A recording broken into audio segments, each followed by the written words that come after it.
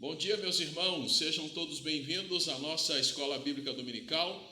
É muito bom estarmos juntos para continuarmos estudando o livro dos Salmos e convidamos você a pegar sua Bíblia juntamente com a família e vamos para o Salmo de número 23 hoje, um salmo muito conhecido, talvez um dos textos da Bíblia mais conhecidos e mais memorizados, mais utilizados, que é o Salmo de número 23. Mas nós entendemos que toda a palavra de Deus, ela é inspirada por Ele e ela é útil. Então, quando a gente passa de novo por um texto como o Salmo 23, que é muito conhecido, com certeza Deus há de ensinar muito para cada um de nós. Por isso, convidamos você a abrir então sua Bíblia e vamos proceder à leitura do Salmo de número 23. Acompanhe aí na sua Bíblia o texto que diz assim: O Senhor é o meu pastor, nada me faltará. Ele me faz deitar em pastos verdejantes, guia-me para as águas tranquilas, renova a minha alma, guia-me pelas veredas da justiça, por amor do seu nome. Quando eu tiver de andar pelo vale da sombra da morte, não temerei mal algum, porque tu estás comigo. Tua vara e teu cajado me tranquilizam. Preparas para mim uma mesa diante dos meus inimigos, unges a minha cabeça com óleo, o meu cálice transborda. Bondade e misericórdia certamente me seguirão todos os dias da minha vida, e habitarei na casa do Senhor para todo o sempre. Vamos orar?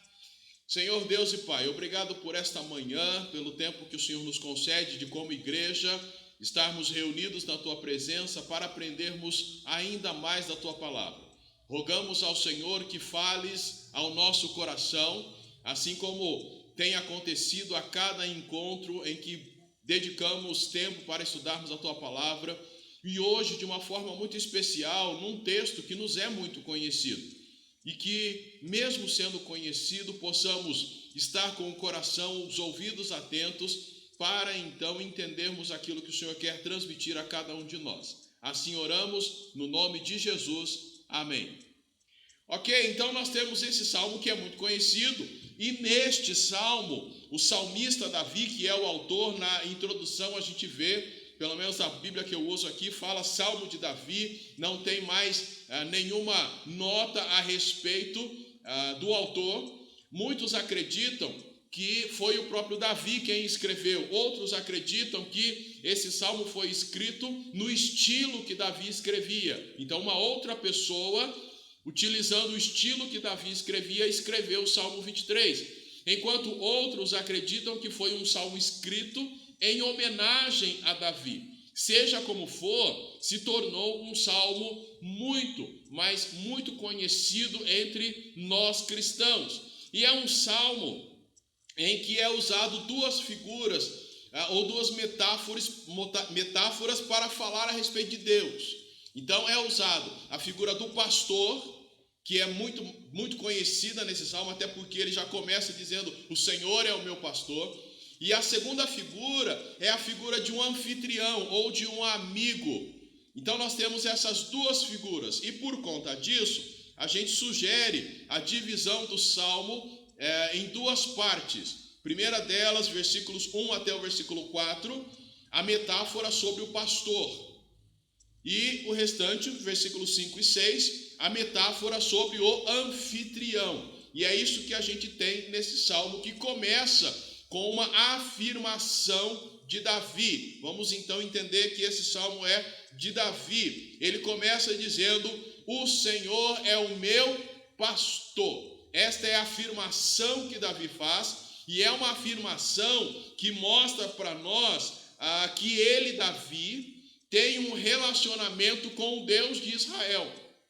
Enquanto que em outros salmos, Davi apresenta Deus como rei, como escudo, como libertador, como rocha. Nesse nós temos uma figura mais próxima, a figura do pastor. E o pastor aqui é aquele que cuidava de ovelhas, é aquele pastor que cuidava do rebanho das ovelhas. Davi se coloca no papel de ovelha e tendo ao Senhor como aquele que é o seu pastor, o seu cuidador, aquele que funciona como guia, como médico, como protetor, é aquele que sempre está próximo do seu povo. E Davi então diz: olha, ele é meu pastor, eu tenho um relacionamento com ele.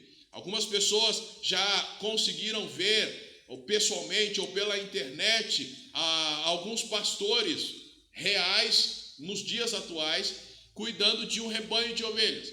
E certo pastor, ele conta, o pastor Mendes, que ele estava lá em Israel, e aí então ele viu um grupo de ovelhas, grande até, e viu próximo a uma cerca alguns pastores. E ele perguntou: vocês que estão cuidando de todas essas ovelhas? E eles responderam: sim, somos nós, só que cada um cuida de um grupo de ovelhas. E aí ele falou: mas como que você sabe quais são as suas ovelhas?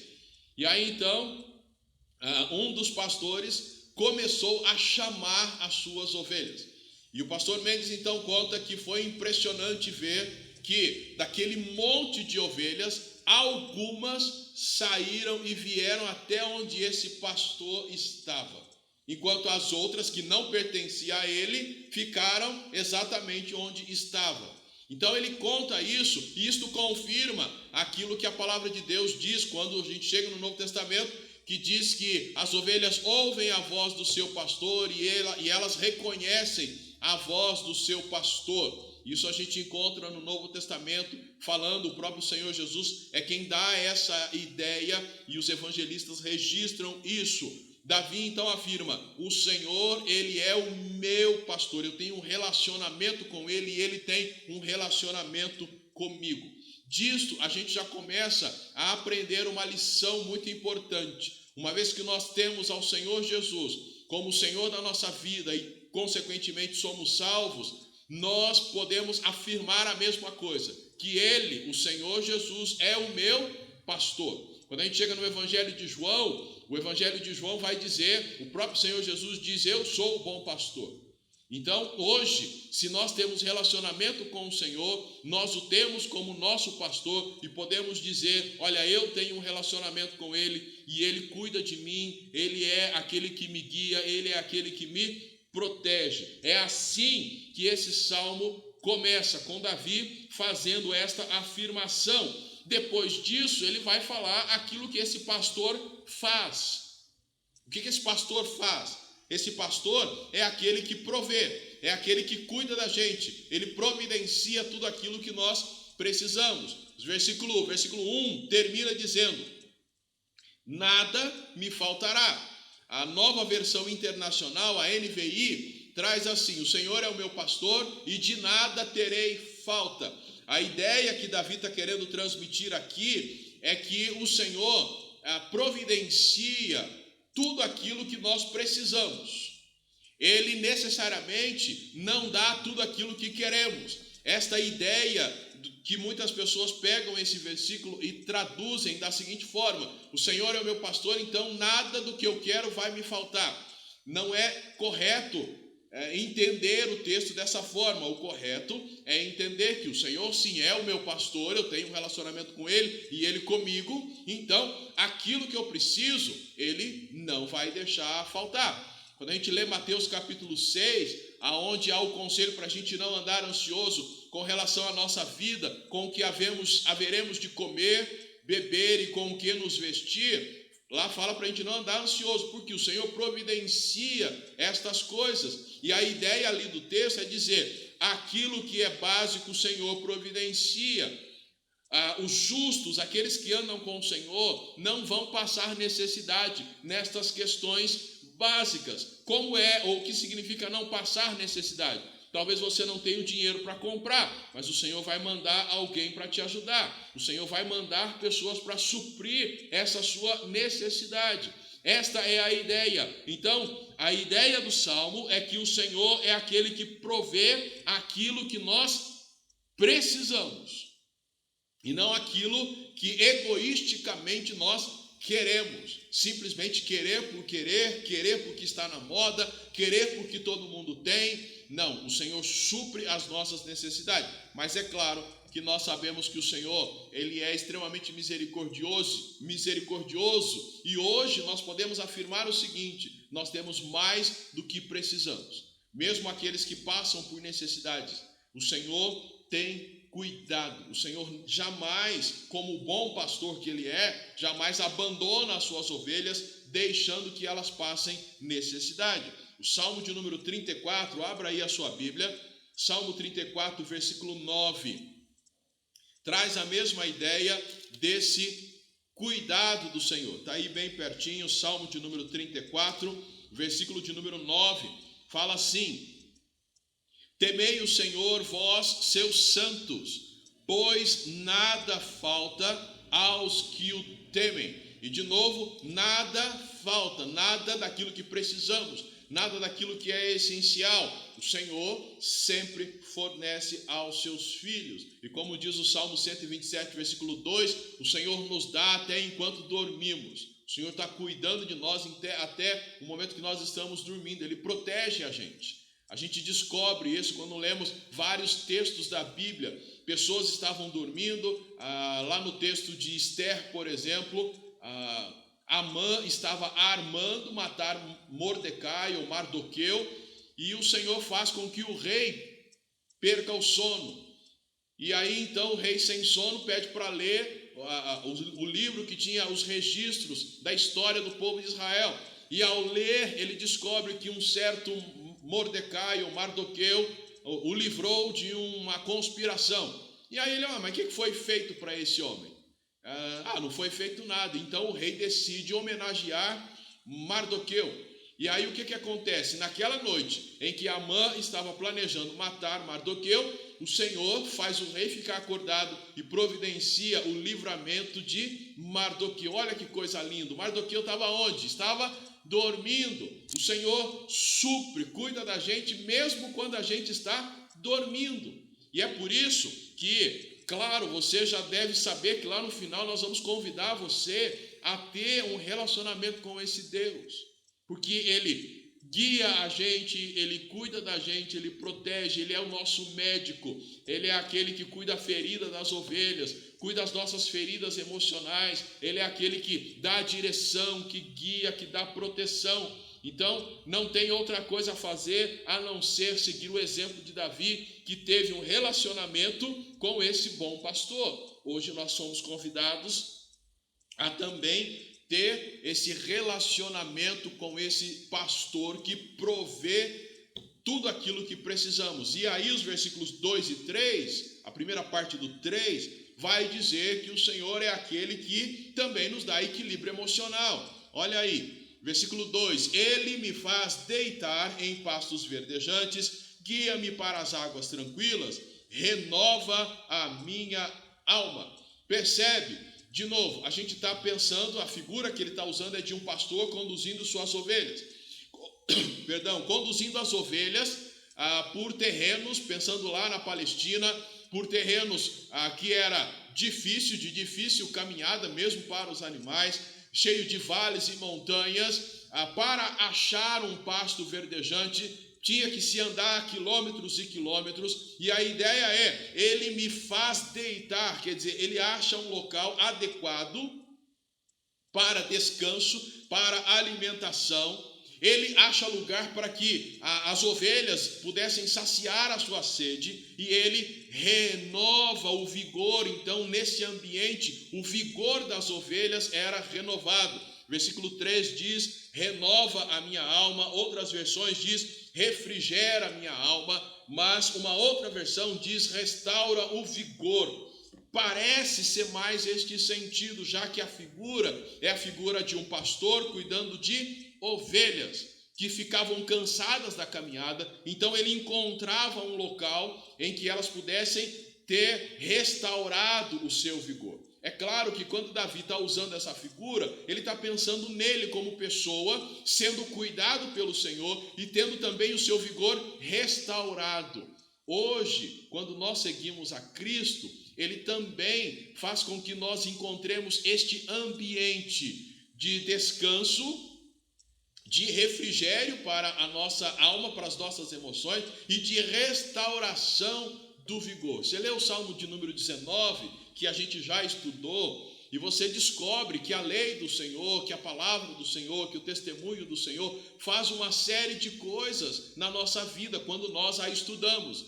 Entre elas está o que? Refrigera a nossa alma, dá sabedoria e assim por diante. Então, hoje, onde é o pasto verdejante? Cadê o nosso pasto verdejante? Aonde que nós podemos encontrar esse lugar para a gente deitar, descansar, encontrar águas tranquilas que acalma o nosso emocional?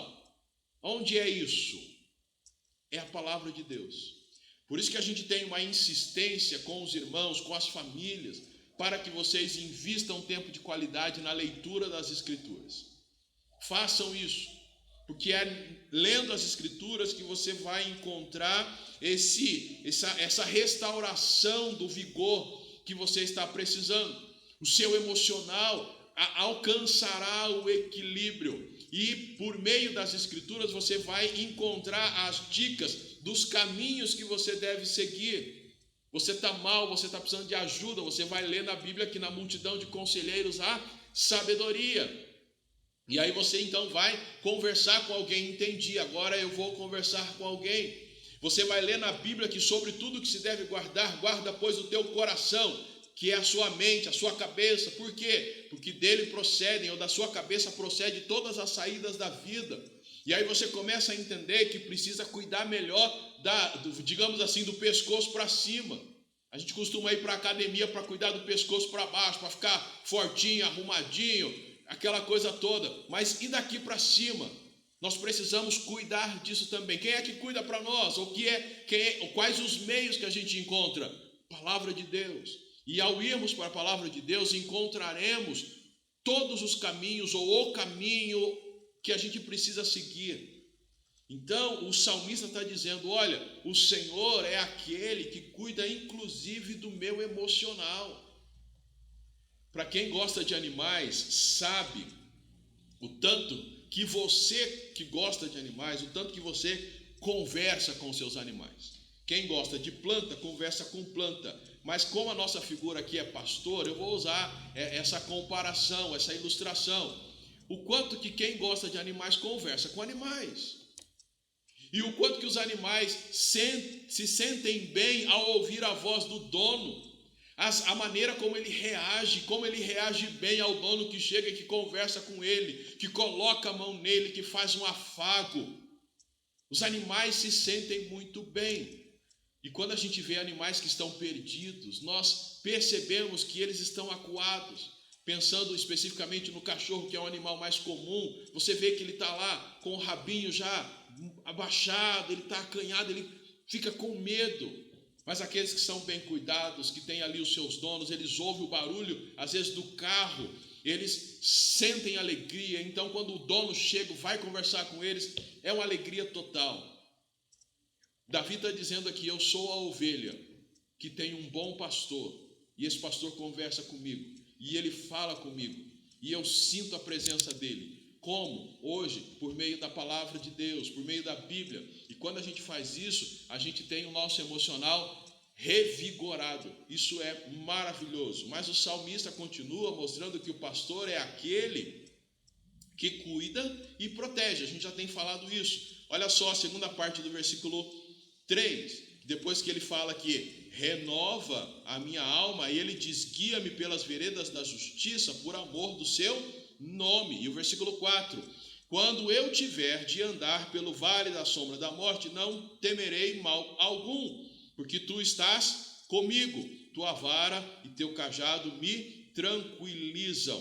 Aí ele está afirmando que o Senhor guia as suas ovelhas pelas veredas da justiça. Ele quer dizer, ele conduz as suas ovelhas pelos caminhos certos. E os caminhos certos envolvem passar pelo vale da sombra da morte. E aí a gente vai ter que lembrar um pouquinho. O pastor saía com o seu rebanho à busca de pasto verdejante, em busca de água. E às vezes eles andavam quilômetros e quilômetros, não dando para voltar para casa logo. E às vezes eles tinham que ficar alongados por talvez semanas, noites inteiras ao relento. em que o pastor colocava ali o seu rebanho, as suas ovelhas, ao redor ele fazia uma espécie de cerca com um tipo de arbusto que tinha espinhos, e ele deixava somente uma passagem, que seria ali a porta das ovelhas. E ele, pastor, ficava assentado à porta das ovelhas, para que qualquer bicho, não conseguindo passar pela cerca, que era espinho, iria ter que passar pela porta, que era também a saída das ovelhas e a entrada das ovelhas. O pastor assentado ali, ele protegeria estas ovelhas. Por isso aqui a ideia de quando eu passar pelo vale da sombra da morte. Por que não vai temer? Porque a ovelha, ela sabia, digamos assim, no seu instinto, que aquele que cuidava dela a protegia. Mesmo que ela não entendesse, mas ela sabia que aquele cercado em volta, os animais ferozes, predadores, não conseguiam passar. Para passar, teria que passar pelo pastor, que carregava ali na sua cintura a vara.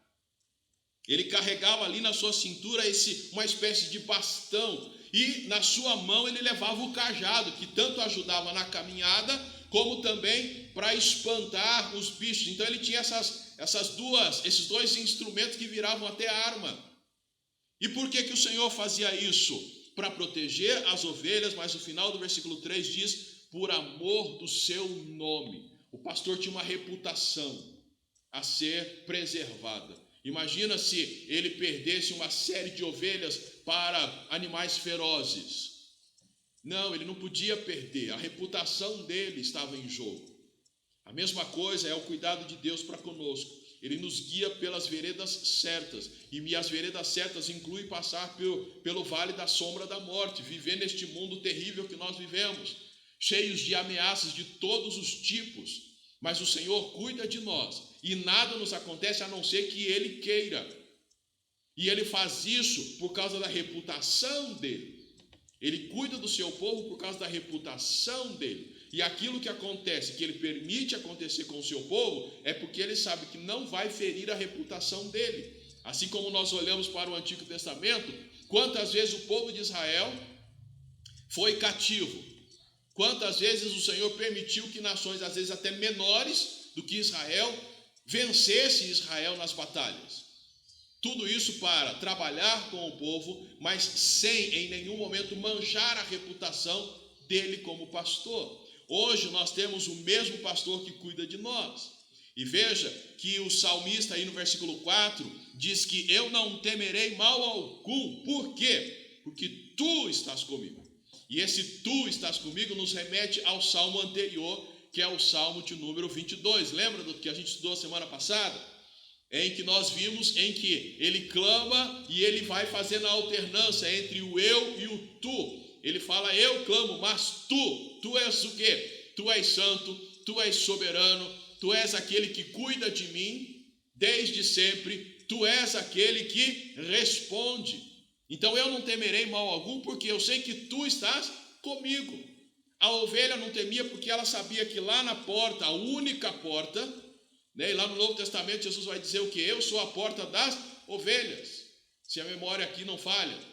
Ele diz isso: eu sou a porta. Então a ovelha sabia que lá na porta tinha o seu pastor que cuidava, impedindo que os bichos entrassem para devorá-las. E ele cuidadosamente tratava das suas ovelhas. Esse é o Deus que nós temos, este é o Jesus que nós servimos, porque o Evangelho de João diz que ele é o bom pastor. Ele afirma: eu sou o bom pastor. E o bom pastor dá a vida para as suas ovelhas, ou pelas suas ovelhas. O que a gente entende ou percebe neste salmo é que Davi começa falando, usando a ilustração de Deus como sendo o pastor, com quem ele tem relacionamento e de quem ele desfruta toda a proteção e cuidado. O Senhor é aquele que o guia, que cuida dele como se fosse um médico, curando suas feridas e o protege em todo o tempo da caminhada. A mesma coisa nós temos em Cristo. Ele é aquele que nos guia, é aquele que nos cura, é aquele que nos protege em todo o tempo. Mas a segunda figura que a gente vê no Salmo é a figura não mais agora de pastor. Então muda a figura do versículo 4 para o versículo 5, a figura é outra. A figura agora é de um anfitrião, de alguém que recebe, que chama para uma refeição. Preparas, versículo 5, preparas para mim uma mesa diante dos meus inimigos. Unges a minha cabeça com óleo, o meu cálice transborda. Agora a figura não é mais do pastor, nem da ovelha. Agora a figura é de um anfitrião que chama, no caso o salmista, ele é o convidado, Deus é o anfitrião, e esse anfitrião vai preparar uma mesa para ele e o convida para estar ali como um convidado especial. E aí então ele vai dizer, olha, preparas então essa mesa para mim, unges a minha cabeça com óleo. Isso era um sinal de que aquela pessoa convidada, o fato de ungir a cabeça daquela pessoa com óleo de oliva, era sinal de que aquele convidado era alguém especial, como já dissemos, era alguém honrado, e ele, anfitrião, estava muito feliz de tê-lo ali. Quando Jesus esteve numa determinada casa, você pode abrir aí a sua Bíblia em Lucas capítulo 7, ele reclamou para o anfitrião da casa que ele, anfitrião, não tinha ungido a sua cabeça com óleo. Lucas capítulo 7, versículo 46. É aquele momento em que uma pecadora, ela unge os pés de Jesus. Tá? E aí o pessoal acha meio estranho, fica lá meio assim, se ele soubesse quem é essa mulher, ele não permitiria isso acontecer. Então, Jesus então conversa com esse anfitrião e ele diz lá no versículo, vamos ler o versículo 45, Lucas 7, 45. Não me cumprimentaste com um beijo, ela, porém, não para de beijar-me os pés desde que entrei. Aí ele vai falar no 46, não colocaste óleo sobre a minha cabeça, mas ela derramou perfume sobre meus pés. Percebeu? Era comum um anfitrião para dizer, olha, você é muito bem-vindo na minha casa, eu quero honrar você, você é um convidado especial. Era comum ele demonstrar isso de que forma? Ungindo a cabeça dele, derramando azeite de oliva sobre a cabeça dele. Então, quando você receber alguém na tua casa, se você estiver feliz com ela lá, você tem que pegar o azeite de oliva e jogar na cabeça dela, dizendo, olha, eu quero te honrar, estou muito feliz com você aqui na minha casa. Se não tiver óleo de oliva, vai óleo comum mesmo, brincadeira, não faça isso, a gente vai entender que você está feliz com a nossa presença na tua casa, mas não precisa jogar óleo na cabeça. Mas naqueles dias era uma forma de dizer, olha, você é especial. Então o anfitrião aqui está tratando o seu convidado, e o convidado é o salmista. Ele está dizendo assim, na presença de Deus, eu sou honrado, ele me unge com óleo, e mais do que isso, meu cálice transborda. Era outro sinal de honra ao convidado, de dizer que ele era especial. Era encher a taça dele com vinho, o copo dele encher com vinho. E enquanto eu preparava isso, eu me lembrei de um anfitrião que nos recebia com muito carinho. E foi interessante lembrar disso, porque era uma pessoa que ele recebia toda a família, principalmente final de ano. Eu estou pensando aqui e fazendo referência ao meu avô, o seu Domingos. Ele recebia então todos os filhos nos dias de Natal, às vezes Ano Novo, estávamos todos lá, todos os filhos, genros e netos estavam todos ali, e ele então fazia uma coisa que até hoje eu acho interessante. Naquela época não era refrigerante, não era como hoje que se bebe todo dia, mas ele pegava as garrafas de refrigerante e ele servia a todas as pessoas. Ele servia todo mundo, netos, os filhos, os genros, todo mundo ele servia naquele momento de refeição. E só depois é que ele ia fazer a sua refeição e tomar o seu refrigerante. Era uma honra para ele fazer isso, no sentido de dizer o quanto que ele estava feliz de ver toda a família ali reunida.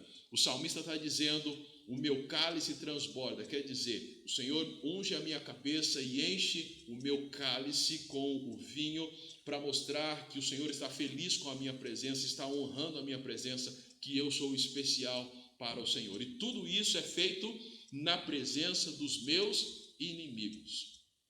Lembrando que Davi foi um homem que a gente já sabe, já tem conhecimento do contexto histórico da vida de Davi, alguém que passou por vários momentos em que foi perseguido, em que desejaram a sua morte, e ele está dizendo, mesmo tendo tantos inimigos, eu tenho um pastor e eu tenho um anfitrião que me honra, um pastor que cuida de mim, que me protege o tempo todo, que me guia, e tenho um anfitrião que me recebe para um belo banquete, e ele me trata como alguém muito especial, ungindo-me com óleo, fazendo transbordar o meu cálice. Meu irmão, minha irmã, nós temos esse pastor, como já temos afirmado, João afirma isso. O Senhor Jesus, ele é o bom pastor, e ele tem todo o prazer de ter esse relacionamento diário conosco. E o banquete que ele nos oferece é a palavra de Deus. Achadas as tuas palavras, logo as comi, diz o profeta. E este é o banquete. Esta palavra é que refrigera a nossa alma, que acalma o nosso coração, que é a nossa mente, que nos traz alegria, como era o símbolo do vinho naquela época, traz alegria ao nosso coração. Este é o banquete que o Senhor nos dá na presença dos nossos inimigos, daqueles que não amam o Senhor e não amando o Senhor, não amam a nós também. Se querem, odeiam o Senhor, odeiam a nós, o mundo vos odeia. A palavra de Deus já diz isso, mas nós temos este banquete preparado aqui, na presença dos nossos inimigos. E aí vale o desejo de usufruir desse banquete. A mesa já está posta, basta simplesmente que queiramos nos alimentar. E aí o salmista, então, termina o salmo conclui com uma afirmação de novo de louvor a Deus. E ele diz, bondade e misericórdia certamente me seguirão todos os dias da minha vida. A linguagem poderia ser bondade e misericórdia ou fidelidade correm ou correrão atrás de mim todos os dias da minha vida. Olha que legal. A bondade é algo que, digamos assim, está à disposição de todas as pessoas do mundo. Todas as pessoas têm à sua disponibilidade a bondade de Deus. Bondosamente o Senhor faz nascer o sol sobre justos e injustos, faz cair a chuva sobre justos e injustos. O Senhor, o ar que respiramos, justos e injustos respiram o mesmo ar. Isso é a bondade do Senhor. Mas a misericórdia, a fidelidade de Deus é para aqueles que têm aliança com o Deus de Israel, com Ele, o Deus criador dos céus e da terra. Então, bondade e misericórdia, aquilo que é para todo mundo e aquilo que é exclusivo para aqueles que têm aliança contigo, correm atrás de mim, correrão atrás de mim, certamente, todos os dias da minha vida. Olha que legal. Davi falou assim, eu tenho um pastor e tenho um relacionamento com ele, que me guia, que me cura quando eu preciso de cura, e quase sempre preciso de cura, todo dia, ele cuida de mim e me protege. Mais do que isso, eu tenho um anfitrião que tem um alimento diário para eu me fortalecer, ser alegre, ser abençoado nele. E mais do que isso, eu tenho um Deus cuja bondade e a misericórdia corre atrás de mim todos os dias da minha vida. Sempre está ali comigo, está correndo atrás. Eu tenho um Deus, podemos assim dizer, que corre para me abençoar. E parece que eu corro para não ser abençoado. O que eu estou dizendo? Se eu tenho um Deus que dá esse alimento para mim, a mesa está posta, basta que eu me alimente, quer dizer, basta que eu separe tempo de qualidade e comece a ler a Bíblia. E ler a Bíblia e mantê-la no meu coração. Ao contrário, nós temos feito como aqueles muitos filhos, que a mesa está posta e eles dizem, não tem tempo para comer, vou embora, como qualquer coisa na rua. E aí depois volta reclamando de dor de estômago, porque o óleo daquela fritura talvez estava velho, aquela fritura lá da rua, aquela coisa talvez estava estragada, mas ele tinha a mesa posta em casa. A mesma coisa eu e você, nós temos a mesa posta em casa, palavra de Deus. Mas é melhor ir para o YouTube, achar algum videozinho curto que fale como vencer a ansiedade. É mais fácil ficar achando um programa, uma série, para ver se eu alivio um pouquinho a tensão do dia. Mas eu tenho a mesa posta e eu faço qual escolha? Eu escolho outra coisa. Eu tenho um Deus que corre atrás de mim, feito mãe que corre atrás do filho. Não vai sair sem comer, está aqui o lanchinho. Mas eu corro dele e eu não me alimento daquilo que ele me dá. Por isso o salmista termina dizendo assim: olha, bondade e misericórdia vão correr atrás de mim todos os dias. E aí ele diz: e habitarei na casa do Senhor para todo sempre. A palavra habitarei poderia ser também voltar, ou habitar poderia ser voltar. Por quê? A semelhança de outras palavras do hebraico que são muito parecidas, essas duas palavras também são muito parecidas. E na hora da tradução fica essa dúvida, habitarei ou voltarei. Algumas traduções traz voltar, outras traz a ideia de frequentar. Habitarei na casa do Senhor para todo sempre. E a ideia aqui não é inicialmente de morte, vou morrer e vou para o céu. A ideia aqui é de eu vou buscá-lo e vou manter a minha relação com o Senhor, o meu relacionamento com o Senhor aproximado todos os dias. Já que eu tenho essa bondade e essa fidelidade que correm atrás de mim todos os dias, eu vou me voltar para ela. Eu vou ir em direção a ela e aproveitar de tudo aquilo que esse pastor e esse anfitrião me oferece.